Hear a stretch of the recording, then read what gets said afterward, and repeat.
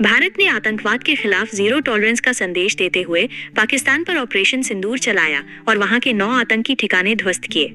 इसके बाद से लगातार दोनों देशों के बीच युद्ध के हालात बन गए हैं। पूरी दुनिया 2 न्यूक्लियर पावर से लैस देशों की आपसी टकराहट को अच्छा नहीं मान रही है।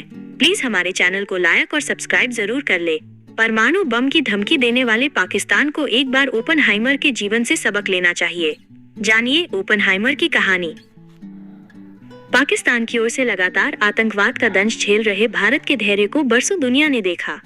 अब जब भारत ने आतंकवाद के खिलाफ जीरो टॉलरेंस का संदेश देते हुए पाकिस्तान पर ऑपरेशन सिंदूर चलाया और वहां के 9 आतंकी ठिकाने ध्वस्त किए, इसके बाद से लगातार दोनों देशों के बीच युद्ध के हालात बन गए हैं। पूरी दुनिया 2 न्यूक्लियर पावर से लैस देशों की आपसी टकराहट को अच्छा नहीं मान रही है। परमाणु बम की धमकी देने वाले पाकिस्तान को एक बार ओपनहाइमर के जीवन से सबक लेना चाहिए। जानिए ओपनहाइमर की कहानी। जुलाई 1945 की एक सुबह न्यू मैक्सिको के रेगिस्तान में एक चमकदार रोशनी ने आसमान को चीर दिया। ये था ट्रिनिटी टेस्ट, दुनिया का पहला परमाणु बम विस्फोट। इस ऐतिहासिक पल के पीछे थे जे रॉबर्ट ओपनहाइमर, जिन्हें परमाणु बम का जनक कहा जाता है। लेकिन इस वैज्ञानिक की कहानी सिर्फ विज्ञान की जीत की नहीं, बल्कि अपार पछतावे, नैतिकता के सवालों और मानवता के प्रति जिम्मेदारी की है। एक ऐसा पल भी आया जब हिरोशिमा और नागासाकी की तबाही के बाद ओपनहाइमर ने कहा कि मेरे हाथ खून से सने हैं। उनकी ये बात आज भी दुनिया को झकझोरती है, खासकर तब जब भारत और पाकिस्तान जैसे परमाणु शक्ति संपन्न देशों के बीच तनाव की स्थिति बढ़ी है। भारत ने आतंकवाद के खिलाफ अपनी प्रतिक्रिया में भले ही इस बात का ध्यान रखा, लेकिन पाकिस्तान परमाणु बम की धमकी से बाज नहीं आता। मानवतावादी और शांति प्रिय मुल्क कभी इस तरह की धमकी नहीं देते। उन्हें पता होता है कि आखिर ओपनहाइमर को इतना क्यों पछताना पड़ा। कौन है ओपनहाइमर? 22 अप्रैल 1904 को न्यूयॉर्क में जन्मे जूलियस रॉबर्ट ओपनहाइमर एक असाधारण बुद्धिजीवी थे। हार्वर्ड से केमिस्ट्री में डिग्री, जर्मनी के गॉटिंगेन विश्वविद्यालय से भौतिकी में पीएचडी और क्वांटम मैकेनिक्स में महत्वपूर्ण योगदान दिया। सीधे शब्दों में कहा जाए तो उनमें बेजोड़ प्रतिभा थी। उपलब्ध जानकारी के अनुसार साल 1942 में जब द्वितीय विश्व युद्ध अपने चरम पर था, अमेरिका ने मैनहट्टन प्रोजेक्ट शुरू किया। इस प्रोजेक्ट का मकसद था नाजियों से पहले परमाणु बम बना लेना। इस प्रोजेक्ट की कमान सौंपी गई वैज्ञानिक ओपनहाइमर को, जिन्होंने न्यू मैक्सिको के लॉस एलमोस लैबोरेटरी में हजारों वैज्ञानिकों को एकजुट किया। फिर 16 जुलाई 1945 को ट्रिनिटी टेस्ट की सफलता ने इतिहास रच दिया। उस वक्त ओपनहाइमर के दिमाग में हिंदू धर्म ग्रंथ भगवत गीता की पंक्तियां गूंजी उन्हें, जैसे कोई कह रहा हो, अब मैं मृत्यु बन गया हूँ, विश्व का संहारक। ये पल उनके लिए विजय और भय का मिश्रण था। हिरोशिमा नागासाकी के बाद का पछतावा। 6 अगस्त 1945 को हिरोशिमा पर लिटिल बॉय और 9 अगस्त को नागासाकी पर फैटमैन परमाणु बम गिराए गए। इन हमलों में करीब 2 लाख लोग मारे गए। इनमें ज्यादातर आम नागरिक थे। जापान ने 15 अगस्त को आत्मसमर्पण कर दिया और यहाँ से द्वितीय विश्व युद्ध खत्म हुआ। बताते हैं कि शुरू में ओपनहाइमर ने इस जीत का जश्न मनाया। फिर नागासाकी की बमबारी, जिसे उन्होंने सैन्य दृष्टिकोण से गैर जरूरी माना था, इस बमबारी ने उन्हें भीतर तक तोड़ दिया। 25 अक्टूबर 1945 को ओपनहाइमर ने अमेरिका के राष्ट्रपति हैरी ट्रूमैन से मुलाकात की।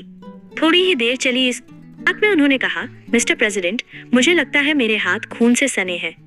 ट्रूमैन को ये बात नागवार गुजरी और उन्होंने जवाब दिया, खून मेरे हाथों पर है, इसकी चिंता मुझे करने दो।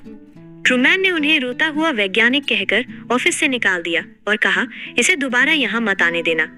परमाणु हथियारों के खिलाफ उठाई आवाज। आप अभी तक हमारे चैनल को सब्सक्राइब नहीं किए तो प्लीज चैनल को लाइक और सब्सक्राइब जरूर कर ले। हिरोशिमा और नागासाकी की तबाही ने ओपनहाइमर को पूरी तरह से बदल दिया था। वो परमाणु हथियारों के प्रसार के खिलाफ मुखर हो गए। 1947 में वे अमेरिकी परमाणु ऊर्जा आयोग AEC के जनरल एडवाइजरी कमेटी के चेयरमैन बने और अंतर्राष्ट्रीय नियंत्रण की वकालत की। उन्होंने हाइड्रोजन बम के विकास का विरोध किया, जो उनकी ये नैतिकता उनके लिए मुसीबत बन गई। मैकार्थी युग में उनकी पुरानी कम्युनिस्ट सहानुभूति को आधार बनाकर 1954 में उनकी सिक्योरिटी क्लियरेंस छीन ली गई। सच पूछिए तो ये उनके करियर का अंत था। 1960 में ओपनहाइमर जापान भी गए, लेकिन हिरोशिमा या नागासाकी नहीं जा सके। ओपनहाइमर को समझना क्यों जरूरी, आज जब भारत और पाकिस्तान 2 परमाणु शक्ति संपन्न पड़ोसी देशों के बीच तनाव की स्थिति है, दुनिया के कई देश अपनी चिंता जता रहे हैं। दोनों देशों के पास सैकड़ों परमाणु हथियार हैं और दुनिया डरती है कि किसी गलतफहमी या संघर्ष से विनाश की कोई कहानी न लिखी जाए। भारत जहां इस लड़ाई को बहुत तार्किक ढंग से लड़ रहा है, वहीं पाकिस्तान लगातार धमकी देने से बाज नहीं आता। भारत ने ऑपरेशन सिंदूर के जरिए पाकिस्तान के टेरर कैंप को नष्ट किया, लेकिन नागरिकों को नुकसान नहीं पहुंचाया। पाकिस्तान को भी इस वक्त अतीत से बहुत कुछ सीखने की जरूरत है। ओपेनहाइमर ने 1946 में कहा कि परमाणु बम ने भविष्य के युद्ध को असहनीय बना दिया है। वो मानते थे कि परमाणु हथियारों का नियंत्रण और पारदर्शिता ही मानवता को बचा सकती है, नहीं मांग सके माफी। कहा जाता है कि ओपेनहाइमर कभी भी औपचारिक रूप से परमाणु बम के लिए माफी नहीं मांग सके, लेकिन उनका जीवन पछतावे और सुधार की कोशिशों से भरा रहा। साल 1967 में गले के कैंसर से उनकी मृत्यु हो गई, लेकिन उनकी कहानी आज भी जीवित है। उनकी कहानी हमें सिखाती है कि विज्ञान की शक्ति जितनी रचनात्मक हो सकती है, उतनी ही विनाशकारी भी। आज पूरी दुनिया इस बात से डरती है कि क्या हम उस हथियार को नियंत्रित कर पाएंगे जिसे हमने ही बनाया।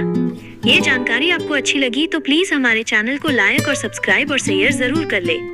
जय श्री राम जरूर लिखे।